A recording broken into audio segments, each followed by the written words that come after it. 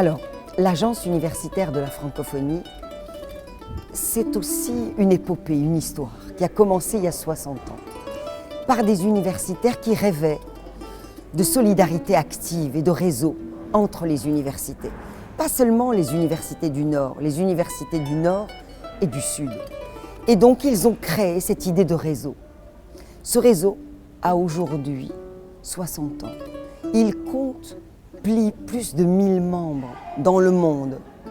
L'Agence universitaire de la francophonie est présente dans 120 pays dans le monde.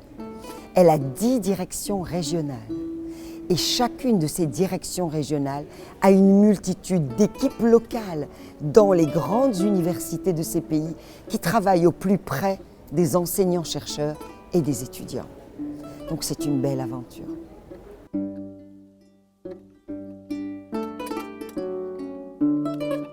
Mais la question des langues africaines, c'est une question fondamentale parce que c'est d'abord une question, je dirais, d'identité, de qui suis-je.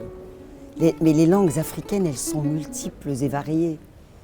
C'est à la fois nos langues au sens de l'entre-soi, c'est les langues que nous avons héritées de nos ancêtres, mais c'est aussi les langues que nous nous sommes appropriées de haute lutte, qui sont peut-être les langues de la colonisation, mais qui sont aujourd'hui nos langues, parce que nous les avons enrichies, nous contribuons à les faire vivre, nous contribuons à en faire des langues de communication, des langues de savoir, des langues aussi d'amour, de chant, de danse.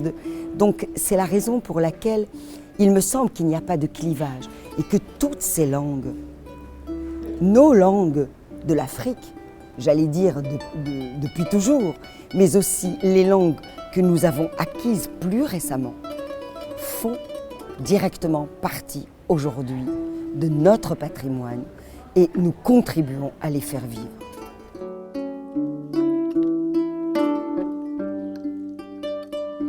Vous savez, les oppositions sont souvent quelque chose d'insidieux qu'on introduit parce qu'on introduit de l'idéologie dans quelque chose qui est simplement un véhicule de communication.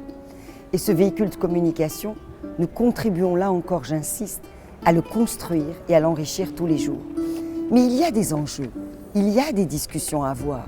Parce que j'ai beaucoup insisté sur, évidemment, peut-être parce que je suis à l'AUF, à l'Agence universitaire de la francophonie, je sous-entendais la langue française, mais aussi la langue anglaise. Mais il n'y a pas que cela. Nos langues, dans quelle mesure nous sommes parvenus, ces dernières années, ces dernières décennies, à les introduire de plein pied dans le système éducatif? Est-ce que nous y sommes parvenus? Nous avons un foisonnement de langues dans ce beau continent qui est le nôtre. Comment parvenons-nous à les préserver?